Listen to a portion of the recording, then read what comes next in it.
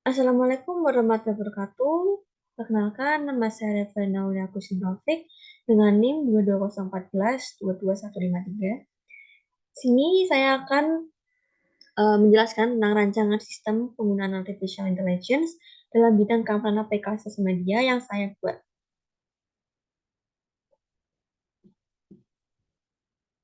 Sebelumnya, saya buat eh, sistem artificial intelligence pada keamanan aplikasi sosial media. Saya memiliki latar belakang sendiri, yaitu aplikasi sosial media adalah aplikasi yang menghubungkan manusia dalam berinteraksi secara online atau tidak bertemu secara langsung.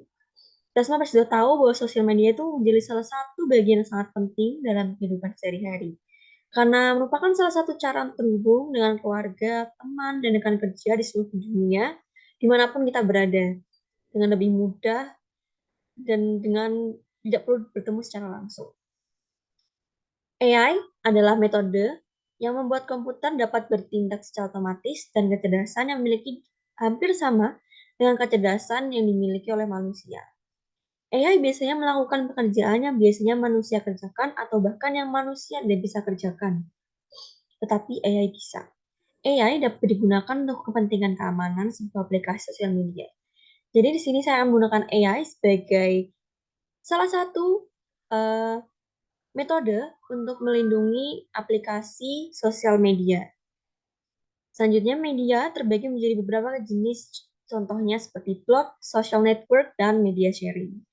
Fungsi dari sosial media tertentu untuk berkomunikasi, tapi terdapat fungsi yang lain seperti uh, personal branding, membangun strategi sendiri, pengembangan tempat usaha, kemudahan dalam bermasarkan produk, dan lain-lain.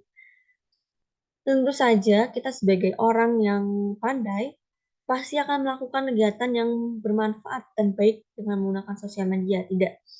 Tidak sembarang menggunakan sosial media untuk melakukan hal yang jelek atau bahkan hal yang tidak bermanfaat. Namun tidak dipungkiri bahwa media sosial memiliki potensi untuk mengancam atau merampas keamanan privasi pengguna. Beberapa potensi yang bisa terjadi salah satunya adalah pencurian identitas. Pencurian identitas ini bisa terjadi di dalam aplikasi maupun di luar aplikasi sosial media. Seperti contoh lain yaitu pelanggaran privasi, pembobolan, atau peretasan media sosial. Hal ini dapat terjadi karena pelaku merupakan kerabat terdekat, salah satunya dengan cara meretas aplikasi melalui gadget pengguna. Jadi, kerabat terdekat kita pun dapat menjadi salah satu uh, oknum yang bisa meretas atau seperti hacker pada aplikasi sosial media kita melalui gadget kita. Oleh karena itu, dibutuhkannya keamanan dalam suatu aplikasi sosial media supaya tidak terjadi pencurian identitas. Selain itu, pengguna harus lebih waspada walaupun dengan kerabat terdekat. Selanjutnya adalah rumusan masalah. Rumusan masalah pada keamanan aplikasi media yang dapat dirumuskan adalah bagaimana cara mencegah pencurian identitas pada aplikasi sosial media. Dengan cara apa untuk melindungi aplikasi sosial media yang memiliki privasi? Apakah dibutuhkan keamanan tertentu untuk melindungi privasi yang ada pada aplikasi sosial media? Sistem keamanan apa yang mudah dan aman saat digunakan pada aplikasi sosial media? Tentu saja, jika saya ingin membuat rancangan sistem, itu memiliki tujuan. Tujuannya dibuat ini adalah sistem AI untuk melindungi keamanan privasi pengguna sosial media supaya tidak ada orang yang bisa melihat secara sembarangan pada aplikasi sosial media dan mencegah pencurian data pribadi pada sosial media. Tujuan lainnya adalah untuk mengamankan aplikasi dari orang terdekat yang tidak diizinkan untuk melihat aplikasi sosial media yang pengguna punya. Jadi tujuannya dibuatnya sistem AI pada keamanan sosial media ini adalah mencegah pencurian data pribadi pada sosial media, baik dari dalam aplikasi maupun dari luar aplikasi. Di luar aplikasi misalnya dapat um, meretas atau membobol handphone yang kita punya atau gadget yang kita punya, sehingga dapat melihat data pribadi kita. Selanjutnya, metode yang saya gunakan adalah metode pada keamanan suara atau voice protector untuk aplikasi sosial media memiliki banyak sekali variasi. Tapi untuk voice protector ini, saya akan menggunakan metode yang pertama ada identifikasi pengguna dan pengkodaan. Untuk identifikasi pengguna, metode ini memeriksa kecocokan suara pengguna dengan suara yang terdaftar di dalam sistem.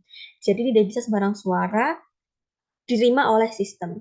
Dalam hal ini, pengguna harus melakukan registrasi terlebih dahulu, kemudian suara tersebut dapat dibandingkan dengan suara yang direkam saat penggunaan layanan suara.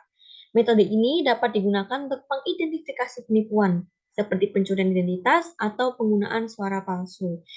Jadi jika suara yang tidak terdaftar dalam sistem, maka sistem tidak akan menerima suara dan tidak akan melanjutkan ke proses selanjutnya. Begitu. Jadi setiap pengguna harus meregistrasi suara mereka agar terdaftar dalam sistem dan jika menggunakannya akan bisa diproses oleh sistem. Selanjutnya adalah dengan metode pengkodaan. Metode ini melibatkan pengkodaan suara ke dalam format yang hanya dapat diputar oleh perangkat atau program tertentu. Pengkodaan dapat digunakan untuk melindungi suara dari pemalsuan dan penggunaan yang tidak sah. Jadi pengkodaan ini adalah salah satu sebagai kata kunci atau kode jika ini mengucapkan kepada sistem dan pengkodaan ini pun harus sudah terdaftar pada sistem. Jadi walaupun kita menyebutkan kode, tetapi identifikasi pengguna atau suara pengguna tidak terdaftar, maka kode ini pun tidak bisa diproses lebih lanjut. Jadi identifikasi pengguna dan pengkodaan ini harus menjadi satu dengan suara dan kode yang terdaftar pada sistem. Dan hal ini menurut saya sangat tinggi keamanannya karena ini sangat melindungi suara dari pemalsuan dan penggunaan yang tidak sah. Jadi tidak bisa sembarang orang walaupun menirukan suara pengguna, suara yang sudah terdaftar, tapi tidak bisa diproses karena sistem menganggap itu adalah suara yang berbeda. Selanjutnya adalah konsep dan rancangan sistem. Konsep dari sistem yang akan dibuat adalah bagaimana aplikasi sosial media seperti Instagram, WhatsApp, Facebook, dan aplikasi lainnya memiliki privasi, diamankan, dan hanya bisa dibuka dengan pendeteksi suara. Sistem ini berbeda dengan voice assistant menurut saya. Voice assistant digunakan untuk melakukan sesuatu hanya dengan suara. Walaupun voice protector juga digunakan dengan suara, tetapi voice protector ini ditujukan untuk membuka dan menutup aplikasi yang memiliki privasi. Jika aplikasi ini dibuka, tapi dengan suara yang terdaftar, maka aplikasi tidak akan terbuka sama sekali. Sistem ini akan dinamakan sebagai voice protector. Jadi voice protector ini tidak bisa sembarang suara tidak bisa sembarang suara digunakan. Kalau voice assistant seperti Siri, Bixby, dan lain-lain, itu suara siapa saja bisa dan bisa membuka apa saja atau memerintah apa saja. Tapi voice protector ini hanya bisa diproses jika menggunakan suara yang terdaftar. Voice protector ini dapat menambah keamanan dari voice assistant. Jadi voice protector ini sebagai pembantu keamanan dari voice assistant. Seperti contoh, voice assistant memberi perintah untuk membuka aplikasi WhatsApp.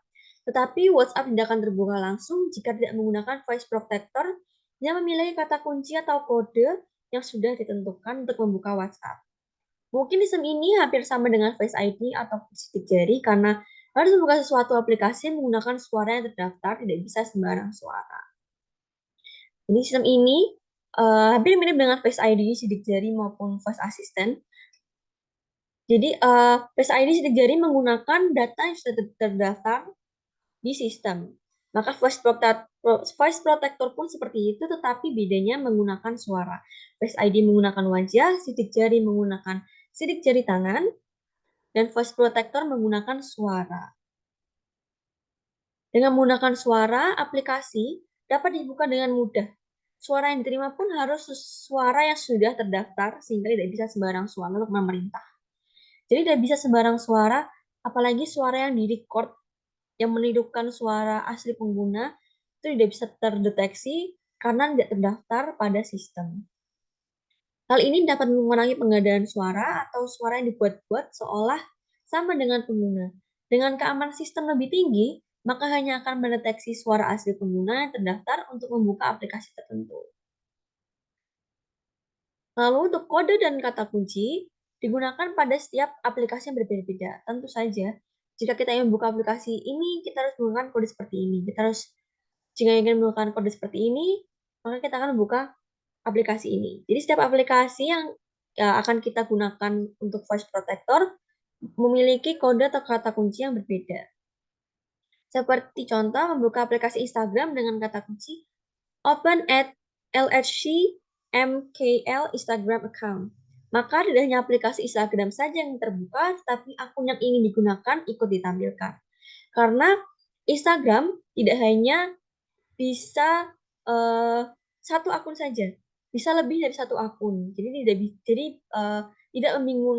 membingungkan gitu. Tidak perlu mengganti-ganti akun secara langsung atau dengan tangan gitu ya.